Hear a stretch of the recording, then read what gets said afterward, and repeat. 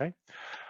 When I talk to people, James, most people they think of sustainability as a really laudable ambition, but it comes with a significant cost, and therefore they're nervous. Yeah. Should they be nervous?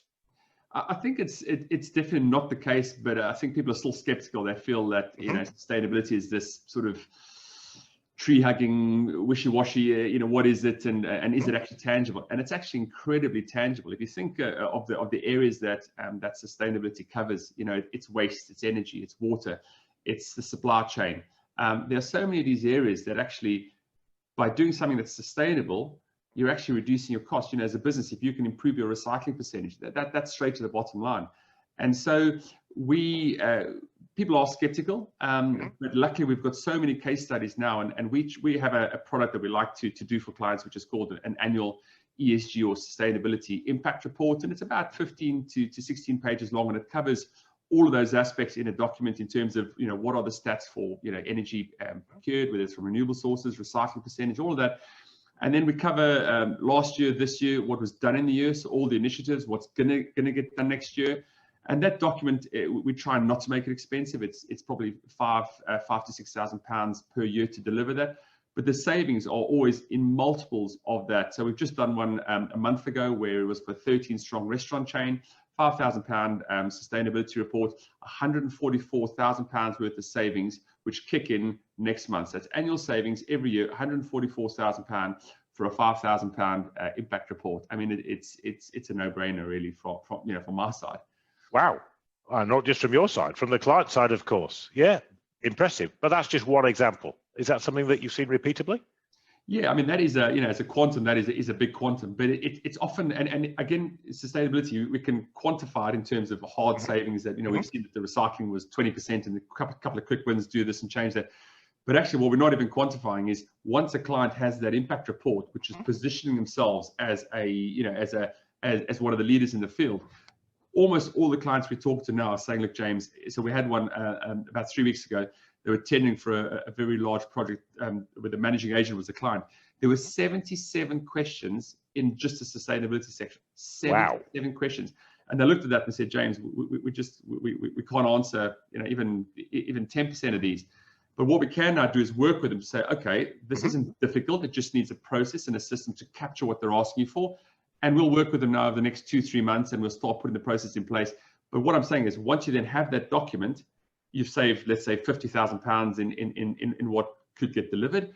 But actually, you then have that as an ability to put in your bid documentation, to show your current clients that they're partnering with the right partner, to show prospective clients, wow, these guys are absolutely all on top of that. And a lot of the bigger clients that have spent 5-10 years working on sustainability have now got their house in order. And what they're very much focusing on now is what they call scope 3 emissions, is what is your supply chain doing? Is your supply chain doing the right thing?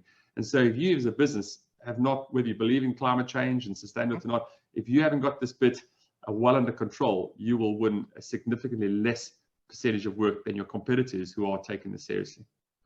So double win for the organization in terms of reducing costs, but also winning more work and a real help to business development. Yep. Finally, James, what are your ambitions now for Sustainable Advantage? Yeah, Bill, I mean, the businesses, we had a strategy in the beginning of where we wanted to grow the business. I mean, it really has changed a lot over the years, but I'd pretty much say over the first 8 years, relatively slowly, we were listening to clients and we'd hear about, there were issues around people wanted more in reporting, and compliance was an issue, and we addressed that, and we've got some great software tools and systems. But I'd say the last 2 years has been an absolute explosion on the sustainability side, on things like tendering and the amount of information people are asking for.